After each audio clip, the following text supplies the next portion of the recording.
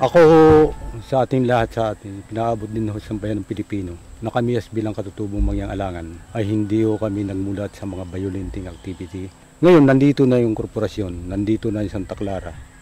Baka pagdating ng panahon, ang inaalala namin at malabis namin pinangangambahan ay baka magpagamit ng puwersa ito. Sana huwag naman po. Ngayon, umabot ang punto na nakakaroon ng kalituan ng mga tao. Baka pagbintangan nila kami na kami ang sumisira ng katahimikan. Pero sinasabi ko, Mangyang-Alangan, matahimik po yan.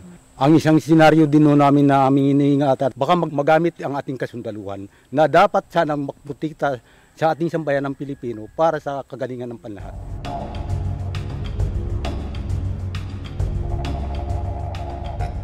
Simpleng mamuhay ang katutubo. Noon, ang kalikasan nandyan, makuntinto kami. Yung sinasabi ng hindi katutubo, baka kami yung distractor, sana man hindi ganun ang imahe.